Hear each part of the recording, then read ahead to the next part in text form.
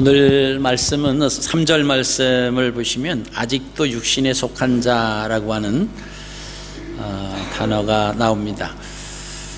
자, 오늘 본문에 육신에 속한 자라고 하는 단어가 3번씩 등장을 합니다. 1절과 3절, 1절에 한 번, 3절에 2번 이렇게 육신에 속했다라고 하는 단어가 등장을 하는데 3절 말씀 보시면 아직도라고 하는 그 부사가 더 첨부가 됐습니다. 이 아직도라고 하는 것은 그리스도인으로 선택을 받아 부름받은 시간이 오래됐음에도 불구하고 선택받지 못한 그런 비그리스도인들처럼 그런 삶을 살고 있다라고 하는 그런 안타까운 그런 표현이죠. 그래서 구별된 그리스도인이 되었다라고 하는 그런 삶을 살아야 함에도 불구하고 아직까지도 믿지 않는 사람들처럼 사느냐, 그 질문이. 구별된 하나님의 자녀로 살아야 함에도 불구하고 아직도 믿지 않는 그런 비그리스도인들처럼 생각을 하고 행동을 하느냐, 하나님보다 세상을 더 사랑하며 살아가고 있느냐라고 하는 이 질문이 바로 이제 아직도라고 하는 거기에 연관되어 있는 겁니다.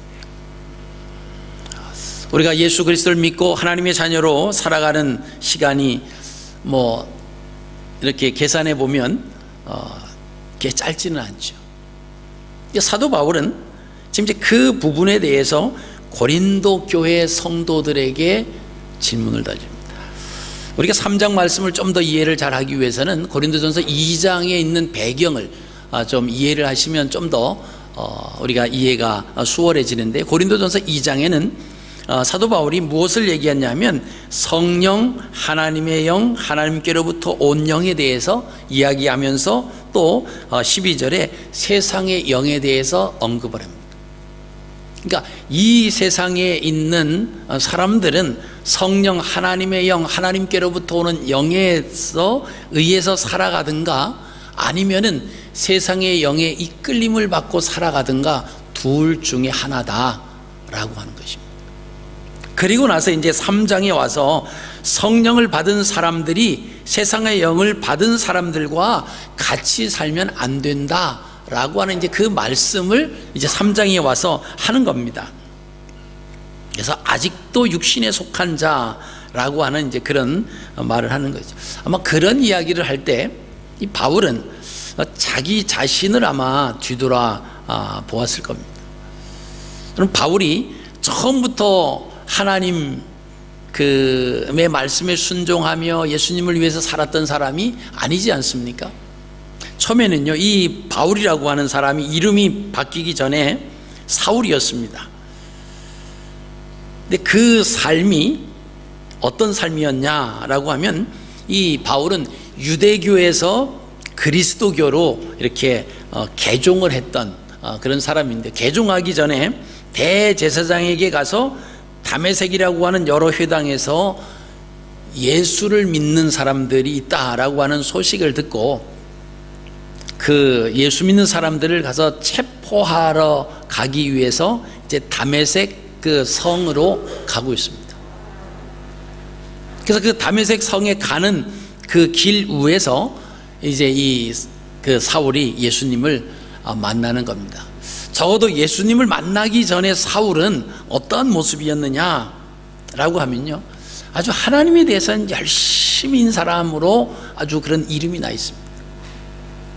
그러니까 이 사울과 같은 사람이 오늘 우리가 사울의 모습이 될 수도 있다라고 하는 겁니다. 나름대로 열심히 하나님을 위해서 살아가는데 나중에 정말 예수님을 만나고 보니까 예수님을 핍박하는 자예요.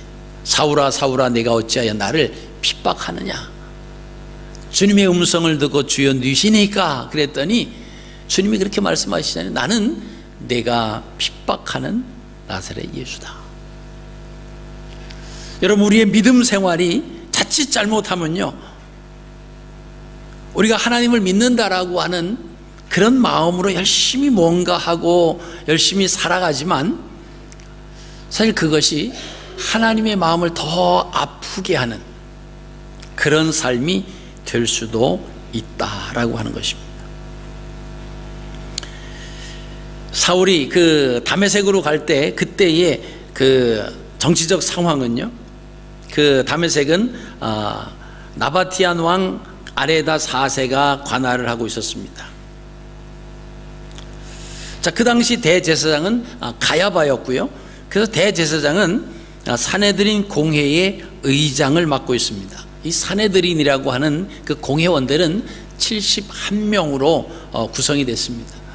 원래 이제 그 공회원들이 구성이 될 때는 12지파에 6명씩 해서 72명으로 사실 이제 구성이 되기 시작을 했는데, 나중에는 장로 24명, 제사장 24명, 그리고 서기관 12명, 그리고 대제사장이 의장으로 1명, 그렇게 해가지고 71명으로 구성이 되게 됩니다.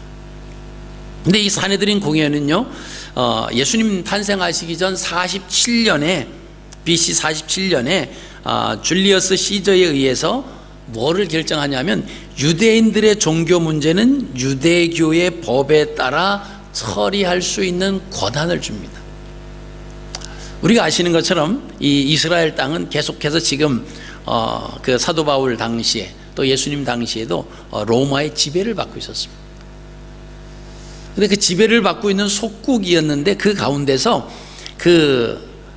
허락된 게 뭐냐면, 유대인들의 종교 문제, 종교에 관한 것은 유대교의 법에 따라서 처리하도록 어떤 자율권을 보장을 해줬다라고 하는 겁니다. 그래서 예수님이 십자가에 달려가시기 전에 그 빌라도에게 와서 막 그 십자가형을 내려달라고 막 그랬을 때, 그 빌라도가 그런 말이죠. 이것은 너희 법에 따라서 너희가 처리해. 뭐 들어보니까 이것은 사형을 시킬 만한, 또 로마 법에 적용해서 뭔가 처리하지 않아도 얼마든지 그 종교에 대한 문제에 자율권을 부여줬기 때문에 너희의 법대로, 그 유전대로 따라서도 얼마나 할 수 있다라고 하는 그 말을 이 빌라도가 하게 된 배경이 바로 그렇다라고 하는 겁니다. 자, 바울이라고 하는 이름을 사용하기 전에 사울은요, 말씀드린 것처럼 초대 그리스도인들을 예루살렘에서부터 쫓아내는 일이 아주 1등 공신이었습니다. 그리고 이제는 예루살렘 성이 아닌 그 밖에 다른 지역에 가서 예수 그리스도를 믿는 사람들조차도 가서 이제 잡아다가 죽이기도 하고 옥에 넘기는데 또 아주 1등 공신을 했던 사람이 바로 이 사울이었습니다. 사도행전 26장 11절 말씀을 보시면요, 또 모든 회당에서 여러 번 형벌하여 강제로 모독하는 말을 하게 하고 그들에 대하여 심히 격분하여 외국 성까지 가서 박해하였고, 그 일로 대제사장들의 권한과 위임을 받고 다메섹으로 갔나이다. 자, 이 사도행전 26장 11절 12절에 그 사울의 이 고백은 이제 예수 그리스도를 만나고 나서 자기의 그런 어떤 그 구원 간증을 하는 겁니다. 예수님 만나기 전에 내가 이러이러한 모습을 가지고 살았다라고 하는 고백을 합니다. 근데 이 사울은요, 다메섹 도상 사건으로 인해서 무엇을 깨달았냐면, 사람을 변화시킬 수 있는 것이, 그 힘이 어디서 오는가를 드디어 알았습니다. 여러분, 우리가 아시는 것처럼 이 사울, 이름이 바울로 바뀌기 전에 이 사울이라고 하는 것은 큰 자다라고 하는 뜻입니다. 예수 그리스도를 만나고 나서 이름을 바울로 바꿨어요. 바울이다라고 하는 것은 작은 자다라고 하는 거예요. 그러니까 예수 그리스도를 만나기 전에 사울은요, 아주 의기등등했습니다. 그리고 사울의 그 스펙을 보면요, 나면서부터 아주 그 유대의 전통적인 그런 가정, 히브리인 중에 히브리인입니다. 또 바리새파 중에 바리새파다, 아주 말씀의 정통인 그런 가문의 혈통을 가지고 태어났습니다. 그리고 그의 학문은 그 당시에 가말리엘이라고 하는 선생님 밑에서 공부를 했습니다. 이 가말리엘이라고 하는 그 선생님은 그 당대에 아주 유명한 그러한 그 선생님인데, 그 밑에서 그 문화생이었어요. 공부를 했습니다. 그리고 그 당시의 역사적인 상황은 이제 로마의 지배를 받고 있다고 그랬습니다. 자, 로마가 전 세계에 그런 영향력을 끼치면서 로마의 어떤 법을 그 속국에게 선포했냐면, 로마 시민은 만약에 어디에서 어떠한 죄를 져서 심판을 받으려고 할 때에, 그 재판을 받을 때 그 시민이 나는 가이사 앞에서, 로마 황제 앞에서 나는 재판받기를 원합니다 라고 하면, 그 사람은 어디에 있든지 군인들이 호위를 해서 로마로 데려와서 로마 그 가이사 앞에서 재판을 받게끔 그렇게 로마 시민들을 보호했습니다. 그 당시에 로마 시민권을 가졌다라고 하는 것은, 이것은 엄청난 특권이죠. 그런데 이 사울이 그 로마 시민권을 가지고 있었습니다. 그러니까 세상적으로 볼 때 그 스펙이라고 하는 것은 어느 누구도 따라갈 수가 없어요.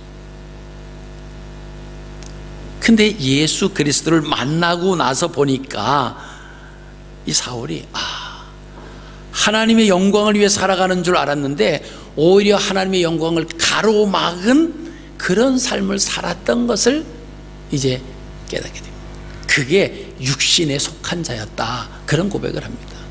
그래서 너희가 아직도 육신에 속한 자처럼 살아가고 있느냐, 고린도 교회에게 그 말을 지금 선포하고 있는 것입니다. 우리가 오늘 다는 읽지는 않았습니다만은 고린도서 3장 3절 그 이후의 말씀을 보면 고린도 교회의 영적 상태가 거기에 잘 설명이 되어 있습니다. 고린도 교회는요 좀 부한 교회였습니다. 고린도라고 하는 지방이 좀 항구 도시거든요. 항구 도시면 그 당시에 문물 교환이 많이 일어났고 교육의 도시고 좀 문화의 도시고 좀 이렇게 깨어 있는 그런 좀 사람들의 왕래가 많이 오고 가는, 그러니까 여러 가지로 좀 이렇게 좀 부한 또 그런 지역이었는데, 거기에 이제 고린도라고 하는 지방에 교회가 세워져서 그 교회 이름이 고린도 교회입니다. 근데 그 고린도 교회, 예수 그리스도를 믿겠다고 모여든 그 사람들 중에는 어떤 모습이냐라고 하면 이 파가 갈라졌어요. 4분 5열이 됐습니다. 그 당시 이제 아볼로라고 하는 목회자가 목회를 했는데, 이 아볼로파가 이렇게 생겼습니다. 그러니까 이 교회를 그 바울이 세웠으니까 그래도 바울이 제일이다, 그리고 바울을 또 추종하는 또 한 세력이 세워졌습니다. 그러니까 아볼로파도 아니고 바울파도 아닌 또 한 부류가, 야 그래도 예수님께서 교회를 세우시는데 이 반석 위에 교회를 세우신다. 근데 그 반석이 누구냐? 그게 이제 게바 베드로라고 하는 거예요. 그래서 베드로를 또 추종하는 세력이 또 하나 생겼습니다. 이 세 세력이 생겼는데 또 보면은 거기에 또 들어가지 못한 세력이 있겠죠. 그러니까 그 세력이 뭐라고 하냐면, 그래 뭐니 해도 교회는 예수 그리스도가 세우는 거지. 그래서 그리스도파가 이렇게 세워졌어요. 이 고린도 교회 안에는 그 한 지붕 안에 지금 하나님을 찬양하고 하나님의 경배하기 위해서 모여든 그 사람들 속에는 이렇게 나눠져 있어요. 다툼과 시기와 질투로 나눠져 있습니다. 자, 바울이 그 모습을 보고 이제 편지를 쓰는 그 내용이 뭐냐면, 2장에서 아까 말씀드린 것처럼 성령과 하나님의 영, 하나님께로부터 오는 영으로 충만하게 하나님의 자녀가 되어야 되는데, 세상의 영의 지배를 받는 경우도 있다라고 하는 것을 언급을 하고 나서는 3장에 와서는 하나님의 영으로 부르심을 받은 너희가, 그러니까 이제 한 공동체 그리스도를 믿는 그 교회 안에 와서 있는데도 아직도 이 육신에 속한 자처럼 생활하고 있느냐라고 하는 것을 오늘 이야기하고 있습니다. 그래서 그리스도인들 중에는요, 크게 나누면 두 부류로 나누어진다라고 하는 것을 우리가 보게 됩니다. 하나는 신령한 자들, 즉 장성한 자들이, 또 하나는 육신에 속한 자, 그리스도 안에서 어린 아이들로 이렇게 불려집니다. 그래서 바울이 그렇게 얘기합니다. 너희가 아직까지 어린 아이가 되어서, 그죠? 이제 단단한 신령한 것을 먹지 못하는, 젖을 먹어야 하는 그런 어린아이의 수준에 있다라고 하는 이야기를 합니다. 같은 말씀을 읽고 같은 말씀을 듣는데도요, 두 부류로 나눠진다라고 하는 거예요. 그렇죠? 이 강단에서 주일날 또 수요일날 공적인 예배에 매번 하나님의 말씀이 선포가 되어질 겁니다. 아마 교회가 존재하는 동안은 그것이 끊임없이 그 예배를 통해서 말씀이 선포가 될 거예요. 근데 그 말씀을 듣는 사람들은요, 나눠진다라고 하는 거예요. 어떻게 나눠집니까? 신령한 자들, 장성한 자들의 그런 상황에서 그 말씀이 들어가면 하나님의 사람으로 계속 거듭나는 그런 모습으로 되지만, 아직까지 육신에 속한 자의 그런 모습으로 어린아이와 같은 그런 수준으로 될 수 있다라고 하는 거예요. 여러분, 오늘 주보 색깔이 바뀌었죠. 왜 바뀌었을까요? 어떤 분이 그들에게 8월이기 때문에 봄이라서 이렇게 바뀌었다고. 참 적용이 좋았어요. 사실 이제 바뀐 이유는요, 프린터가 바뀌었어요. 그 레이저 프린터로 했는데 레이저 프린터가 고장이 났습니다. 그래서 잉크젯 프린터로 하다 보니까 똑같은 컴퓨터에 나오는 똑같은 색깔이에요. 그런데 지난주에 받았던 거와 오늘 받았던 거는 다르죠, 색깔이. 그래서 제가 이것을 보고 뭐를 생각했냐면요, 하나님의 말씀을 똑같이 들어도 나타나는 것은 이렇게 색깔이 다를 수 있겠다. 제가 이런 말하면 우리 집사람이 제일 싫어해요. 목사 티낸다고. 목사니까 목사 말만 한다 그러는데, 제가 생각나는 게 그거밖에 없는데요. 그래서 오늘도 제가 말씀을 선포하는데 색깔이 다를 수 있겠다. 여러분, 좋은 색깔 선택하시기 바랍니다. 그죠? 어떤 색깔입니까? 신령한 자들, 장성한 자들이 되어서 단단하고 이런 걸 잘 먹고 튼튼한 몸으로 말씀을 다 소화시키는 자들이 있는가 하면, 똑같은 말씀을 듣고 똑같은 말씀을 받았음에도 이해를 못하는 거예요. 소화를 못하는 거예요. 여러분, 소화를 못하면 어떻게 될까요? 꼬아지기 시작합니다. 그래서 우리가 실족하는 부분들이 대부분 보면요, 자기의 생각에 의해서 실족되는 경우가 참 많다라고 하는 거예요. 우리 흔히들 말하는 그 내신앙주의예요. 내가 복음대로 내 생각대로 생각하고 내 마음대로 행동하고 내 마음대로 믿는 거예요. 그러다 보니까 색깔이 다를 수밖에 없죠. 자, 똑같은 말씀이 똑같은 컴퓨터에서 똑같은 색깔을 해서 이제 이렇게 보냅니다. 제가 볼 때는 이 주보가 변절된 거예요. 왜냐하면 여기 순서 중에서 제가 이렇게 그 파란색을 넣었는데 이 파란색이 나오지 않고 이런 색깔이 나왔는데, 그럼 파란색 잉크가 없냐? 아니에요. 어제 아주 풀로 리필을 했습니다 하고 이제 뽑았는데도 이렇게 나왔어요. 근데 처음부터 그 잉크젯 이 프린터가 이러지 않았어요. 처음에는요, 제 색깔 나오더라고요. 근데 이것을 좀 이렇게 계속 쓰다 보니까 이 프린터가 변절이 됐습니다. 그래서 뭔가 문제가 있어서 이제 이런 색깔이 나왔습니다. 여러분, 1세기 당시 고린도 교회 그 그리스도인들은요, 그리스도의 형상을 닮아가는 삶을 살기보다는 세상의 지식, 세상의 영을 따라가는 삶을 살아가고 있었다라고 하는 겁니다. 그러니까 바울이 볼 때에 이거는 아니다라고, 그렇게 살면 안 된다. 왜 하나님을 사랑하는 한 지붕 아래서 그렇게 서로 시기와 질투와 분냄과 화냄을 가지고 살아가고 있느냐? 이것은 하나님의 자녀로 아직 육신에 속한 자의 모습이다라고 하는 것을 지금 이야기하고 있습니다. 그럼 고린도라고 하는 것은요, 뿔이라고 하는 의미가 있어요. 뿔.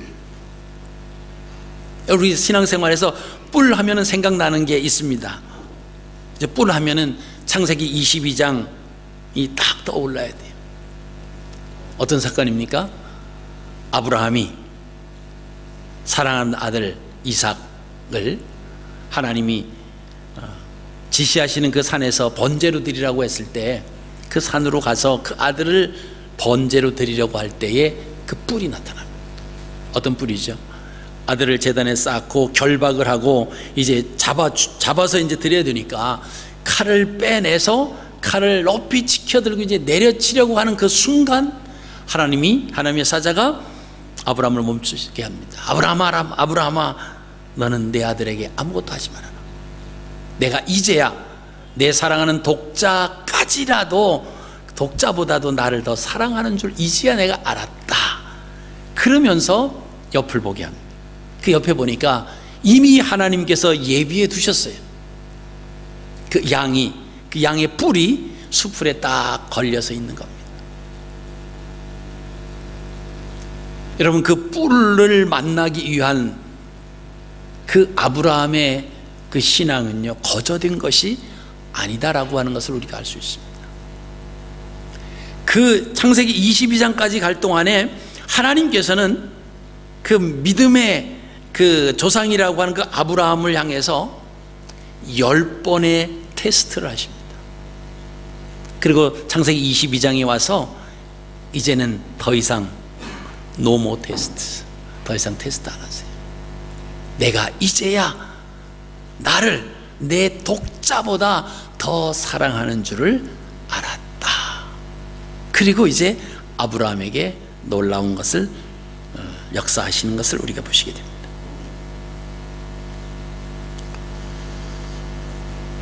여러분, 바울은 지난 날을 생각하면서 당시 고린도 교회 그리스도인들에게, 그리고 예수 그리스도를 믿는 우리 모두에게 육신에 속한 자들이 어떤 자들이냐라고 하는 것을 설명을 해주고 있습니다. 바울이 신령한 자들과 육에 속한 자들을 평가하는 기준을 보면요, 그들의 삶과 연관을 시켜 놓습니다. 자, 신령한 자들은 어떤 자들이었을까요? 한번 우리가 생각을 할 필요가 있습니다. 바울이 말한 신령한 자들은요, 말씀으로 무장한, 말씀으로 장성한 사람들을 말합니다. 이들은 스스로 하나님의 말씀에 따라서 살아가는 사람들입니다. 이들은 젖을 먹는 단계에서 이제 밥을 먹는 단계로 발전을 했습니다. 누군가의 도움 없이도 이제는 스스로 신앙생활을 할 수 있는 자들. 그래서 우리가 신령한 자들은 예수를 믿기 전과 예수를 믿은 후의 삶이 달라져야 된다라고 하는 것이 첫 번째. 예수를 믿기 전에 우리의 모습의 삶, 우리의 삶과 예수를 믿고 나면 이 삶이 달라져야 된다라고 하는 겁니다. 두 번째는요, 예수님을 처음 믿었을 때와 시간이 지남에 따라서 점점 그의 삶이 달라져야 된다라고. 자, 첫 번째는 예수님 믿기 전과 믿을 때의 삶, 그리고 믿고 나서 시간이 또 지나감에 따라서 또 달라져야 돼요. 자, 어린아이가 태어났을 때 시간이 지나면서 이 아이가 몸도 마음도 키도 몸무게도 다 성장해 나가야 됩니다. 그래야 돼요. 근데 태어난 그때 곧 그 무게와 그 키와 그 모든 것이 지혜 이런 생각 이런 것이 거기에 머물러 있다라고 하면요, 아마 부모님들이 그 아이를 보면서 얼마나 마음이 막혀버리겠어요. 하나님께서 예수 그리스도를 통해서 탄생한 영적인 하나님의 자녀들이 시간이 지남에 따라서 이렇게 성장해가는 그 모습이 아니라 부름받은 그때의 그 모습 그대로 성장하지도 않고 자라지도 않고 계속 젖만 먹고 살아가야 하는 그런 연약한 존재로 머물러 있다라고 하면 하나님이 얼마나 마음이 아프시겠습니까? 자, 그다음에 이 신령한 자들의 세 번째는 뭐냐면요, 직분이 없을 때와 직분을 받은 후에 그들의 삶이 달라져야 된다라고 하는 거예요.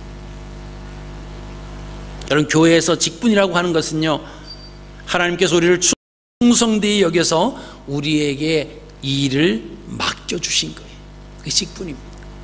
그래서 직분을 맡기 전과 직분을 맡은 후에 그들의 삶이 달라져야 그것이 바로 신령한 자들의 모습이다라고 하는 것입니다. 여러분, 그의 삶은 어떤 삶입니까? 순종과 섬김과 희생의 삶, 하나님의 사랑과 이웃 사랑을 실천하는 그런 모습으로 우리가 바뀌어가야 돼요. 교회에 나온 지 오래됨으로 인해서 그 연륜에 따라서 직분을 맡은 그것은 아니에요. 만약에 그렇게 직분을 맡았다라고 하면 그 직분은 잘못된 거예요. 그래서 교회에 나온 연륜이 오래돼서 그 사람이 신앙이 좋다, 그렇게 말하기는 쉽지 않아요. 문제는 오래된 연륜을 가졌든지 오래되지 않은 그런 신앙의 시간을 가졌든지 그게 문제가 아니라 하나님 말씀을 통해서 내가 어떻게 바뀌어가고 있느냐, 그게 기준점이라고 하는 거예요. 어떤 사람은 믿은 지 얼마 안 됐는데 말씀 속에서 하나님 말씀으로 그 전의 삶과 계속적으로 바뀌어가면서 성장하고 이렇게 발전돼 나가는 모습, 그 기준이 뭡니까? 바로 신령한 자의 기준이다라고 하는 겁니다. 어떤 이는 오래됐어요. 수십 년 믿었습니다. 직분도 갖고 있어요. 근데 신앙의 삶의 모습이 변함이 없어요. 그건 자라지 않은 겁니다. 성장하지 않은 거예요.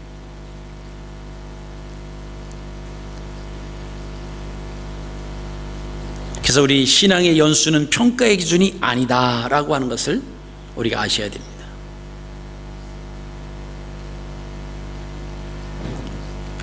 중직을 맡았다고 해서 모두 성숙한 자가 아니다라고 하는 거예요. 직분이 없다고 해서 미성숙한 자다, 그것도 아니다라고 하는 겁니다. 중직자이든 직분이 없는 자든 말씀대로 변화하려고 하는 자가 주님이 원하고 주님이 기뻐하신다라고 하는 거예요. 어떤 모습은 자라다가 멈추는 경우가 있죠. 아니, 우리는요 끝까지 자라요. 그리스도의 장성한 분량에 이를 때까지 우리가 자라가는 거예요. 그래서 우리가 계속 자라갈 수 있도록 자꾸, 그죠? 영양을 공급해야 되고요, 물을 줘야 되고, 필요한 것이 자꾸 공급돼야 됩니다. 여러분, 하나님의 말씀이 성경 66권인데 그 하나님의 말씀을 우리가 한 번 읽었다고 다 알까요? 그렇지 않습니다. 수백 번, 수천 번 다 암송을 하고 그런다라고 할지라도요, 하나님의 말씀은 상황에 따라서 우리에게 들려주는 메시지가 다르다라고 하는 거예요. 그럼 얼마든지 우리는 그 말씀을 통해서 또 자라나고 또 자라나고 또 성장하고 발전해가는, 하나님은 이것을 기뻐하시는 줄 믿습니다. 이게 신령한 사람, 이게 영에 속한 그런 하나님의 자녀들의 모습입니다. 자, 그럼 이제 두 번째요, 큰 두 번째로, 그럼 육에 속한 자들은 어떤 자들일까라고 하는 겁니다. 그리스도 안에서 어린아이들과 같은 자라고 그랬습니다. 어린아이는 뭐죠? 젖을 먹어. 그들은 스스로 일어설 수가 없습니다. 스스로 살아갈 수가 없어요. 누군가 도움 없이는 어떤 일도 행할 수 없습니다. 이들의 삶에는 변화, 부흥, 발전, 성장이라고 하는 것이 없는 자들이, 바울이 말한 육신에 속한 자들은 세상의 방식대로 생각하고 세상의 방식대로 행동하는 사람들. 가리켜서 3절에 너희는 아직도 육신에 속한 자로다. 너희 가운데 시기와 분쟁이 있으니 어찌 육신에 속하여 사람을 따라 행함이 아니리요. 이렇게 말합니다. 여러분, 우리가 신앙생활 하면서 이 육신에 속한 자의 모습, 이 특징을 드러낼 때가 참 많아요. 뭐냐면 우리는요, 판단자로 우리를 부르지 않으셨습니다. 재판관으로 우리를 부르지 않으셨어요. 우린 근데 판단하고, 그죠? 심판하려고 하는 그런 마음이 자꾸만 있어요. 다른 사람들 일에 관여하고 끼어들고 막 그러려고 하는 그런 마음들이 우리에게 자꾸 있습니다. 이게 이제 육신에 속한 사람들의 특징 중에 하나예요. 그러다 보니까 간섭하고, 그다음에 내 마음대로 안 되니까 이제 다투고, 시기하고, 질투하고 그런 겁니다. 우리가 하나님 앞에 나온 목적이 뭐냐라고 하는 것을 분명히 해야 됩니다. 오늘 우리가 이 자리에 나와서 하나님 앞에 예배 드리는 목적이 뭐냐, 교회 나온 목적이 뭐냐, 그것은 하나님만 높여드리고 하나님을 만나고 하나님을 경배하는 것이 그게 목적입니다. 그 이외에는 아무것도 없어요. 우리는 사람을 보죠. 사람을 보면서 아유, 저 사람은 왜 저렇게 옷을 저런 걸 입었느냐, 그죠? 저 사람은 또 머리를 뭐 빨간색으로 했네, 머리를 또 오늘 볶았네, 옷을 메이크업 비싼 걸 입었네, 저렇게 다 떨어진 옷을 또 입고 다니네. 이거 다 판단이.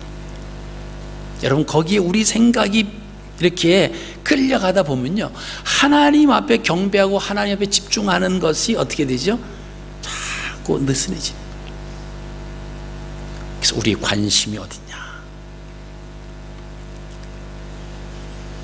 여러분, 우리가 운전을 하다 보면요, 어디 가야 할 목적지가 분명히 정해집니다. 근데 목적지를 분명히 정해져 놓고 가는데, 가는 중에 좀 다른 생각을 한다든가 그러면요, 그냥 평소 습관대로 가는 경우가 있어요. 거기가 아니고 그 가는 방향은 맞는데 이제 원래 가려고 하는 목적지는 다른, 가다가 이제 옆으로 빠져야 되는데 그냥 거기를 가는 걸로 생각하고 가는, 다른 생각하고 가다 보면 그냥 가요. 자, 우리가 하나님 앞에 말씀 가운데 산다라고 하는 거예요. 그 목적과 그것을 흐트러지는 순간 우리도 모르는 사이 옆으로 비껴간다라고 하는 거예요. 그래서 교회 와서는 오직 여러분 하나님만을 바라보셔야 돼요. 그리고 하나님에게만 집중하셔야 돼요. 오늘은 예배드리는, 하나님을 높여드리는 거기에 집중하는 거예요. 아니, 저 사람은 왜 저래, 저 사람은 왜 저렇게 행동해, 그럼 그건 우리가 판단자가 아니에요. 그냥 정말 마음에 못마땅하면요, 그냥 기도해 주세요. 불쌍하니까 그냥 기도해 주시면 하나님이 알아서 하나님과의 그 관계에서 하나님이 처리해 주실 것을 믿고, 그죠? 하나님께서 만져주셔야죠. 바울은, 여러분, 사울이, 그 사람이 어떤 것으로 그렇게 바뀔 수 있었을까요? 자기의 아집과 자기의 어떤 프라우드로 가득 차 있었던 그 사울이 누가 뭐라고 한들 바뀌었겠습니까? 아마 안 바뀌었을 거예요. 예수 그리스도를 통해서 그가 바뀌는 거예요. 저도 목회를 처음 할 때는요, 말씀대로 해서 사람을 바꾸려고 막 간섭도 하고 막 했는데요, 그렇게 하면 할수록 상처만 받고, 그렇게 하면 할수록 더 튕그러져 나가더라고요. 그래서 목회자가 할 수 있는 것은 하나님의 말씀을 선포하는 것, 이거다. 그리고 받아들이는 거는 뭐예요? 받아들이는 사람들이 어떻게 받아들이든 그 책임은 거기에 있는 거예요. 오직 진리의 말씀을, 하나님 말씀만 선포하고, 그것을 잘못되고 그까지도 이렇게 쫙 하면서 다시 꺼내고 다시 먹이려고 하다 보니까 사실 많은 오해와 많은 불평이 있더라고요. 그래서 위해서 기도하면서 하나님 말씀을 선포하면, 오늘도 하나님 말씀을 선포될 때 이 말씀에 대해서 받는, 그죠? 그것은 여러분의 몫입니다.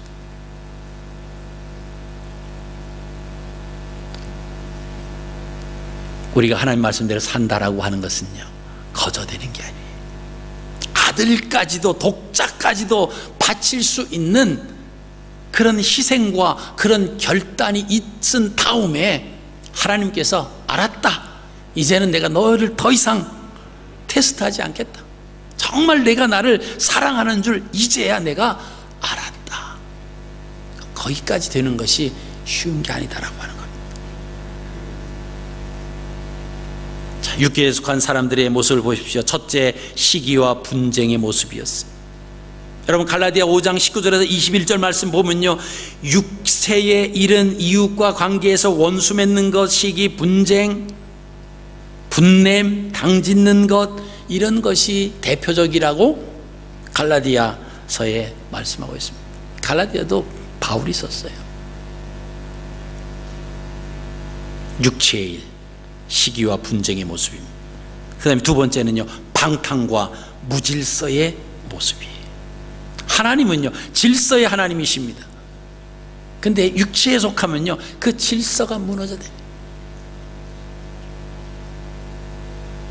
질서가 무너져버립니다. 교회의 머리는 예수 그리스도, 우리는 그 지체라고 했습니다.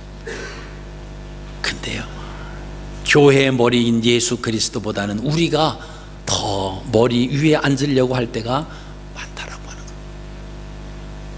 우리가 판단하고 우리가 결단하고 그럴 때가 참 많습니다.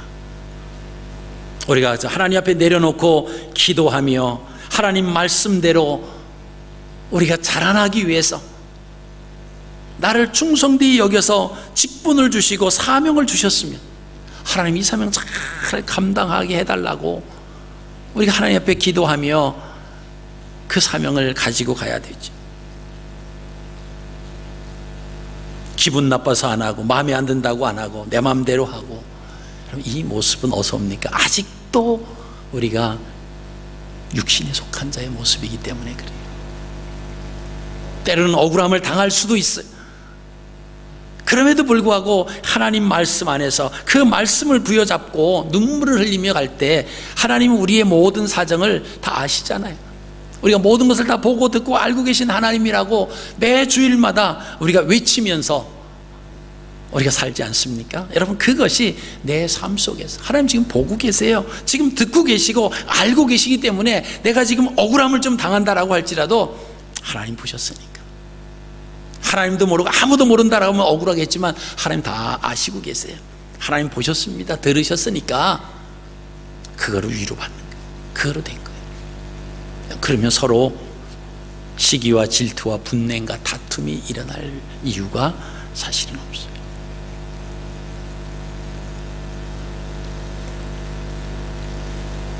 여러분, 어린아이로 태어나서 성장하지 않는다면 하나님의 마음이 어떻겠습니까? 아이로 태어나 시간이 지나면서 말도 하고 자기의 스스로 용변도 보고 스스로 먹을 것도 챙겨 먹고 이렇게 성장해 갈 때 그 자라나는 자녀를 보면서 행복해하는 부모님들처럼 우리가 그리스도 안에서 하나님의 자녀로 그냥 매번 그냥 능동적이 아니라 그 피동적으로 억지로 움직이는 그런 것이 아니라 이제는 스스로 움직이고 스스로 생각하고 스스로 할 수 있는 하나님의 은혜 안에서 이렇게 성장해가는 그런 모습이 우리에게 필요하다라고 하는 것입니다. 우리 말씀을 정리합니다. 말씀이 생명이고 능력입니다. 자, 말씀에 순종하는 삶, 말씀의 울타리 안에 거하는 삶을 살면 생명과 능력을 경험을 합니다. 그러나 말씀에 불순종하는 삶, 말씀의 울타리 밖에 거하는 삶을 살면요, 생명과 능력이 나타나지 않는다라고 하는 거예요. 우리가 교회 나오는 것으로 모든 것이 다 해결된다고 생각하시면 안 됩니다. 예수님을 믿고 신앙생활을 시작하였다라고 하면 시간이 지남에 따라서 성장해 바뀌어야 됩니다. 어제의 내 모습보다는 오늘이 한 발자국 주님과 더 가까이, 시간이 지나면서 점점 앞으로 가까이 가는 그런 성숙된 신앙의 모습을 하나님은 원하고 계세요. 또 그게 하나님의 자녀로서의 모습입니다. 그래야 하나님을 믿는 사람들을 믿지 않는 사람들이 보면서 하늘에 계신 하나님 앞에 영광을 돌리게 하라라고 하는 그 말씀이죠. 너희 착한 행실을 보고 하늘에 계신 하나님 앞에 영광을, 여기서 착하다라고 하는 것은 뭐죠? 하나님 말씀에 입각한 삶이에요.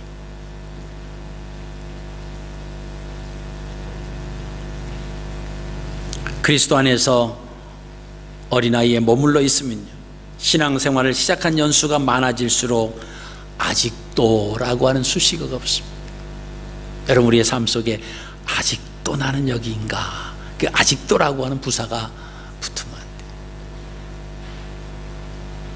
자꾸만 조금씩이라도 성장해 나가야 돼요. 말씀을 통해서 말씀대로 살아가려고.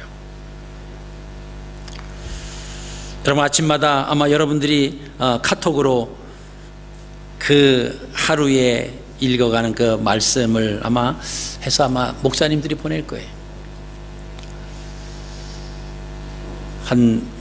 벌써 몇 개월이 꽤 지났습니다. 수개월이 지났는데 처음엔 잘한다고 하더니 목사님들이 뭐라고 하냐면 응답이 없대요. 성도님들이 응답이 없대요. 물론 그 말씀을 꼭 읽어야 신앙이 성장하냐? 그건 아니에요. 그러나 반대로 그 말씀조차도 안 읽느냐라고 하는 질문을 한번 던져보십시오. 그거 읽는 거, 그리고 생각하고 문자 한번 목자님께 보내는 거, 그 정도의 시간도 우리가 할애하지 못하고 살아가는 그런 삶입니까? 내가 살아가는 목적을 어디에 두고 있느냐라고 하는 거예요.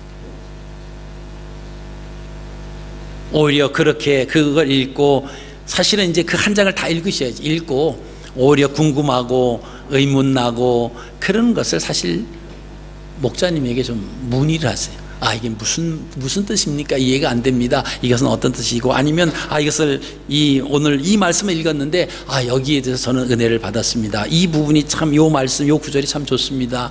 그러면서 좀 소통 좀 하십시오.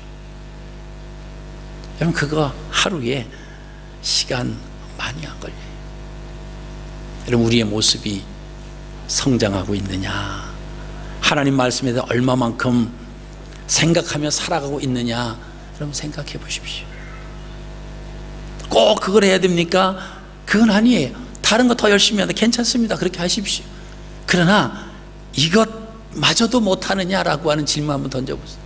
이것도 못하는, 이것 읽을 정도로 하나님에 대해서 생각도, 말씀에 대한 그런 생각도 내가 못하며 살아가는 내가, 아직도라고 하는 이 단어가, 아직도 이것을 언제 이것을 빼내야 될까라고 하는 것을 한번 스스로 우리가 좀 묵상했으면 좋겠습니다.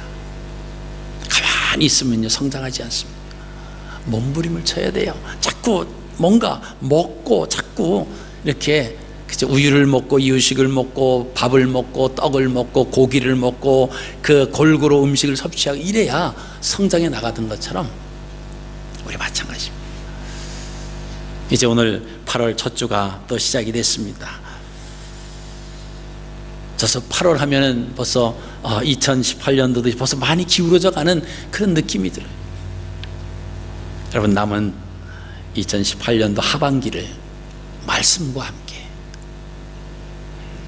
영에 속한 하나님의 자녀로 또 살아가시기 위해서 이번 한 주간도 또 몸부림치면서 또 사시는 저와 여러분들이 되시기를 주님의 이름으로 축복합니다.